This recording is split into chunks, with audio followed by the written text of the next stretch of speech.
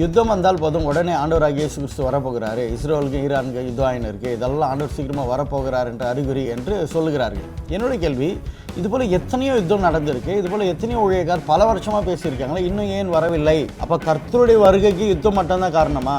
Epidemic disease மட்டும்தான் காரணமா? அப்படி அது காரணம் என்றால் எத்தனையோ முறை வந்திருக்கு, ஏன் தாமதம்? அப்போ வேதம் என்ன அவர் வருகை குறித்து சொல்லுகிறது? இவர்கள் அறியாமல் பேசுகிறார்களா, அல்ல வேதம் ஏதாச்சும் இதை குறித்து தெளிவாக சொல்லுகிறதா? அவைகளை தான் நம்ம பார்க்க போகிறோம். வெல்கம் டு ட்ரூத் இன் தமிழ். நான் போதகர் ஜேக்கப் ஜெயராஜ். ஃபஸ்ட் நான் சின்னதுலேருந்து பார்க்குறாங்க, இந்த மாதிரி வார் வர டைமில் ப்ளஸ் பேண்டமிக் டிசீஸ் இதெல்லாம் வர டைமில் வந்து கடவுளுடைய வருகை வந்துச்சு அப்படின்னு சொல்கிறாங்க. பட் இன்னும் வந்த பாடு இல்லைங்க. உண்மையாகவே இவங்க சொல்கிறது வந்து உண்மைங்களா, இல்லை பைபிளில் இருக்கிறது சொல்கிறாங்களா, இல்லை இவங்களே மாற்றி இந்த மாதிரி டைம் வரும்போது எல்லாம் சொல்கிறாங்களா? Okay Jayan, good question. இப்பொழுது ஒரு பேண்டமிக், அதாவது கொரோனா போல் வந்துச்சுன்னா ஆண்டவர் வருகை ரொம்ப சமீபம்ன்றாங்க. அல்லது இது போல் யுத்தம், Israel Iraq, Israel Gaza, Russia Ukraine, இது போல் யுத்தம் நடக்கும்போதோ ஆண்டவர் வருகை வரும்போது பைபிள் சொல்லிட்டு இருக்குது பார்த்தியா, மத்திய 24 அது கோட் பண்ணி சொல்கிறாங்க. நன்றாக கவனிக்கணும் ஜோடன். ஆண்டவராகிய இயேசு கிறிஸ்து இப்பொழுது தான் வரப்போகிறார், அப்பொழுது தான் வரப்போகிறார் என்று யாரும் கணிக்கவே முடியாது. அது ஆண்டவராகிய இயேசு கிறிஸ்துவே சொல்லிட்டாரு. மனுஷகுமாரன் வருகிற நாள் யாருக்குமே தெரியாது பிதாவை தவிர. இதில் தெளிவாருங்க, அவருக்கு மட்டும்தான் தெரியும். ஆனால் சில அடையாளங்களை ஆண்டவராகிய இயேசு கிறிஸ்து சொல்லியிருக்கிறார், அது மாற்று கருத்தே இல்லை. அந்த அடையாளங்களை நீங்கள் வேதத்தை படிக்கும் பொழுது அது தொடங்கிவிட்டது, நடந்து கொண்டு இருக்கிறது. இன்னும் சில தீர்க்க தரிசனங்கள் தான் நிறைவேற வேண்டும். சில சமயத்தில் கொஞ்சம் டீட்டெயில் சொன்னால் ஷாக் ஆகிட்டாங்க சொன்னாங்க. ஏன்னா இதுக்கு முன்னாடியிலேருந்து இவங்க மனசுக்கு வந்ததெல்லாம் பேசுனதுனால அதுதான் உண்மைன்னு நம்பிட்டு இருக்காங்க. என்னை பொறுத்த வரலும் அல்லது வேதத்தை பொறுத்த வரலும் 75% மேலே எல்லாம் நடந்துட்டு இருக்கு. ஆண்டவர் சொன்னது எல்லாம் நடந்துட்டு இருக்கு. இன்னும் சில சதவீதம் தான் நடக்க வேண்டும். இப்போ ஆண்டவர் சொல்லுகிற இந்த வார்த்தையை அவங்க எங்கே எடுக்கிறாங்கன்னா 3 காரியத்தை ஆண்டவர் சொல்கிறார். ஒன்று சிவில் வாரை குறித்து பேசுகிறாரு, இன்னொன்று மாரல் கேயாஸ், மூன்றாவது காஸ்மோஸ் டிசாஸ்டர். இது 3 காரியத்தை அவர் பேசிட்டு வர்றார். இந்த இடத்துல நீங்கள் 24 மத்தேயு 7 படிக்கும்போது உங்களுக்கு நான் படிக்கிறேன். யுத்தங்களையும் யுத்தங்களின் செய்திகளையும் கேள்விப்படுவீர்கள். யாருக்கு சொல்லுகிறார் என்றால் ஃபர்ஸ்ட் ஆடியன்ஸ் யாரு? சீடர்கள். கலங்காதபடி எச்சரிக்கையா இருங்கள், இவைகளெல்லாம் சம்பவிக்க வேண்டியது, ஆனாலும் முடிவு உடனே வராது. இயேசு சாமியும் சொல்றாரு, அப்படி யுத்தம் வந்தாலும் முடிவு உடனே வராது. இதனுடைய டீட்டெயிலை அடுத்த ஆண்டவர் பேசுவார். இதுவரையிலும் நீங்க கண்டில்லாத ஒரு கொடிய காலம் அது இருக்கும். இதுக்கு முன்னாடி இருந்ததில்லை, இதுக்கு பின்னாடியும் இருந்ததில்லை. எதை சொல்லுகிறார் என்றால் AD 70 டைட்டஸ் தலைமையில் தேவனுடைய ஆலயம் தரைமட்டமாக்கப்பட்டு யூதர்கள் சிதறடிக்கப்பட்டார்கள். ஜோசபாஸ் ஹிஸ்டரி எழுதுகிறார், டாசியஸ் நினைக்கிறேன், அவரும் ஹிஸ்டாரியன், அவரும் எழுதுகிறார், யூதர்கள் பிள்ளைகளை தின்றார்களாம். ஏன்னா வெளியே போக முடியாது, முற்றுகை போட்டுட்டாங்க. அவ்வளோ ஒரு கொடிய காலமாக இருந்தது. யூதர்கள் அதுபோல ஒரு காலத்தை சந்தித்ததில்லை. வார் நடந்து விட்டது. எதற்கு கர்த்தர் சொல்கிறார் யுத்தத்தையும் யுத்தத்தின் செய்திகளையும் கேள்விப்படுகிறீர்கள் என்றால், இயேசு சாமி வாழ்ந்த காலத்தில், இந்த தீர்க்கதரிசனம் சொல்லி கொண்டு இருக்கிற காலத்தில் யுத்தம் என்பது என்னன்னு தெரியாது சீடர்களுக்கு. ஏனென்றால் பாக்ஸ் ரோமானா என்று அகஸ்டஸ் சீசர் ஒரு அறிவித்திருந்தார் ஒரு காரியத்தை. என்றால் சமாதானமாக இருக்க வேண்டும் தேசம், சண்டை இருக்கக்கூடாது என்று. அதுதான் பாக்ஸ் ரோமானா. அப்போ யுத்தங்கள் சண்டைகள் ஒன்றும் தெரியாது. இயேசு கிறிஸ்து இந்த தீர்க்கதரிசனம் சொன்ன பிறகு, அவர் மரித்து 3ஆவது நாள் எழுத பிறகு சின்ன சின்ன சிவில் வார் தொடங்கினது. இது ஹிஸ்டரி. பெரிய அளவில் எப்பொழுது பாதிக்கப்பட்டது என்றால் AD 70 இயேசு கிறிஸ்து சொல்லி ஒரு 35 வருடத்துக்குள்ளாவே தொடங்கிவிட்டது. ஸோ இப்போ நடக்கிறத வச்சு அதை மேட்ச் பண்ண முடியாது, ஏற்கனவே தொடங்கிடுச்சு. ஆனால் ஆண்டவராக இயேசு கிறிஸ்து வருகிறதற்கு இதுவே அடையாளம் இல்லை. ஏன்னா ஏற்கனவே தொடங்கிவிட்ட கதை தான். அடுத்தது பேண்டமிக் சொன்னீங்க, அதையும் நம்ம பார்த்துடலாம். 7ஆம் வசனம், ஜனங்களுக்கு விரோதமாய் ஜனங்களும் ராஜ்யத்துக்கு விரோதமாய் ராஜ்யமும் எழும்பும், பஞ்சங்களும் கொள்ளை நோய்களும் பூமி எதிர்ச்சிகளும் பல இடங்களில் உண்டாகும். இங்க நோட் பண்ணுங்க, இவைகள் எல்லாம் வேதனைகளுக்கு ஆரம்பம். இதுதான் ஆண்டவர் சொல்ல வர்றாரு. 7ல் சொல்றாரு உடனே முடிவு வராது, இதெல்லாம் சம்பவிக்க வேண்டியது. இங்க சொல்லுகிறார் இவைகள் எல்லாம் என்ன? வேதனைக்கு ஆரம்பம். அதுவும் தொடங்கிவிட்டது. நீங்கள் இந்த பிளேகு கொள்ளை நோயெல்லாம் நீங்கள் பார்த்தீங்கன்னா உங்களுக்கு சில டீட்டெயிலை நான் தரேன். ஆன்டோனியன் பிளேக் AD 165 to AD 80 இதுவரையிலும் அநேக ஜனங்களை இது கொன்றது இந்த பிளேக். அடுத்தது பிளேக் ஆஃப் சைப்ரியன், இது AD 250 வந்துச்சு, அநேகர் பாதிக்கப்பட்டாங்க.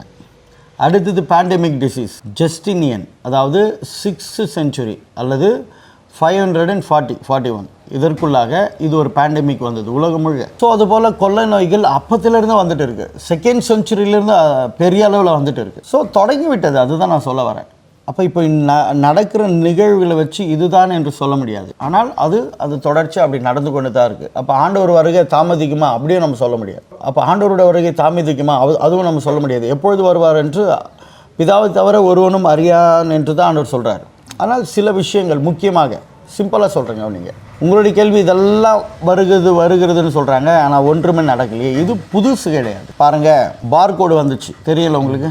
அதை வச்சு அநேகர் சொன்னாங்க, இப்படி பேசின்னு இருக்காங்களா, அவங்களாம் சொன்னவங்க தான். இந்த பார்கோடு வந்துடுச்சு பாருங்கள், அது 3 பார் வருதுங்க, அதில் வந்து 666 வருதுன்னு இதெல்லாம் பேசுனாங்க. இப்போ பார் போச்சா? இப்போ எங்கன்னா பார் இருக்கா? ஸ்கேன் வந்துடுச்சு. இதுக்கு என்ன இவங்க சொல்ல போகிறாங்க?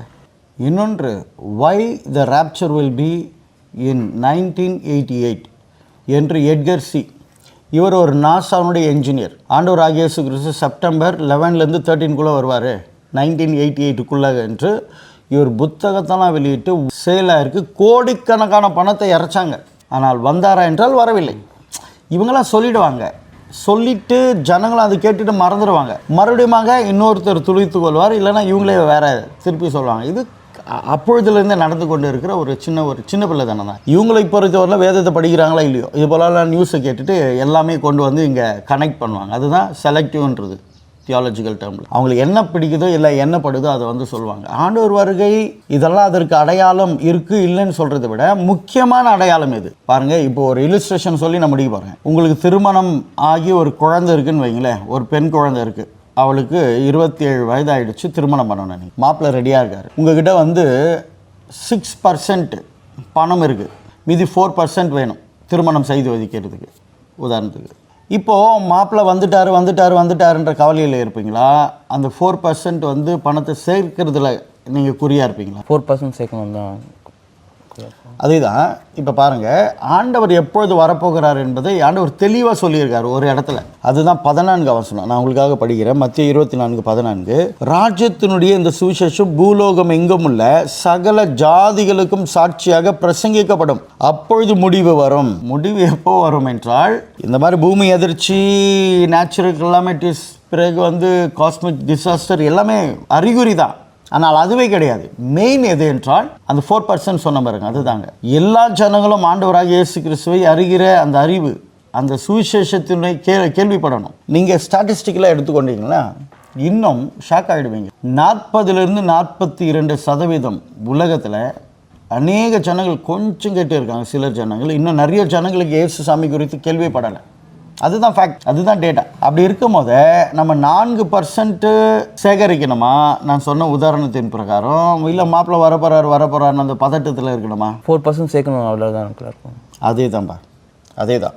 இப்போ என்ன பண்ணுறாங்கன்னா, நம்ம செய்ய வேண்டிய காரியங்களே வந்து செய்கிறதில்ல. இப்போ இதை பார்த்துட்டு ஆண்டவர் வந்துரு சோதர ஆண்டவர் எங்களை ஆயத்தப்படுத்துனா என்ன கதை இது? இன்னும் ஆண்டவர் சொல்லிக்கிறது தெளிவாக இருக்குது, இன்னும் நிறைவேறலையே.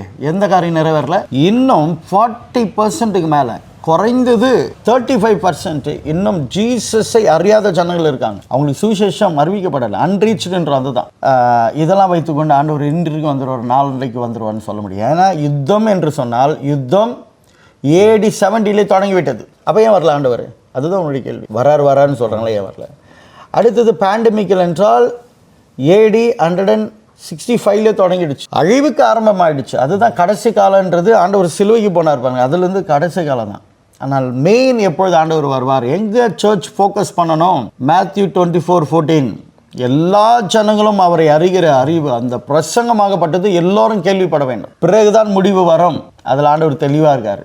எந்த விஷயத்தையும் உனக்கு தெரியாத ஒன்றை ஆண்டவர் என்ன பண்ண மாட்டார், கணக்கு கேட்க மாட்டார். உனக்கு தெரிந்ததை வைத்து தான் கணக்கு கேட்பார். இப்போ சுவிசேஷம் யார், இயேசு யாருன்னு அவங்களுக்கு தெரியலையே. அப்போ எங்கே அவர்களை கர்த்தர் ஜட்ஜ்மெண்ட்டுக்கு முன்னாடி கொண்டு வந்து நிறுத்த முடியும்? அப்போ எல்லோரும் அறிந்து கொள்ள வேண்டும், ஆண்டவராக இயேசு கிறிஸ்துவின் வருகை எப்பொழுது வரும் என்றால் நமக்கு தெரியாது, எப்பொழுதும் வரலாம். ஆனால் எது முக்கியமான அடையாளம் என்றால், எல்லா ஜனங்களும் இயேசுவை அறிந்து கொள்ள வேண்டும். அதுதான் ஜீசஸ் சொல்கிறார். மறுபடியும் இதை படித்து நான் முடிவு போகிறேன், கவனிங்க. எப்பொழுது யார் என்ன சொன்னாலும் இதில் தெளிவாக இருங்க. ராஜ்யத்தினுடைய இந்த சுவிசேஷம் பூமி எங்கும் உள்ள சகல ஜாதிகளுக்கும் சாட்சியாக பிரசங்கிக்கப்படும். அங்கே தான் முயற்சி பண்ணி ஓடணும், அப்பொழுது முடிவு வரும். You got it? அப்பொழுது சில சமயத்தில் நானும் கேள்விப்பட்டேன், சின்ன பிள்ளைத்தனமாக இதையே பேசிகிட்டு இருக்காங்க. இதை விட்டுட்டு நம்ம என்ன செய்ய வேண்டும்? இன்னும் 40%க்கு மேலே அன்ரீச்டு இருக்காங்க. அதை எப்படி நம்ம டச் பண்ண போகிறோம்? அந்த விஷயத்தில் நம்ம கான்சன்ட்ரேட் பண்ணோம்னா ஆண்டவர் வருகை மிகவும் சமீபமாக வந்துடும். ஏனென்றால் அவர் தாமதிக்கிறது யாருக்காக தாமதிக்கிறார்? ஒருவனும் கெட்டு போகக்கூடாது. இந்த நிகழ்ச்சி உங்களுக்கு பிடிச்சிருந்தால் மற்றவங்களுக்கு ஷேர் பண்ணுங்கள். இது குறித்து சில கேள்விகள் இருக்கும். நாங்கள் சொல்லுகிறது உடனே நீங்கள் நம்ப வேண்டும் என்று நாங்கள் விரும்புகிறதில்லை. நேரம் எடுத்து வேதத்தை படிங்க, கான்டெக்ஸ்டோடு படிங்க, புரிந்து கொள்வீர்கள். பரிசுத்த ஆண்டவர் உதவி செய்வார். May god bless you. இந்த நிகழ்ச்சி உங்களுக்கு பிடிச்சிருந்தால் மற்றவங்களுக்கு ஷேர் பண்ணுங்கள். இது குறித்து பேசுங்க. எல்லாவற்றுக்கும் மேலாக இயேசுவை நேசமாய் கூறுங்கள், அவரை காண்பியுங்கள், வெளிச்சம் வீசுங்கள், இருளை நீக்குங்கள். May god bless you. Amen.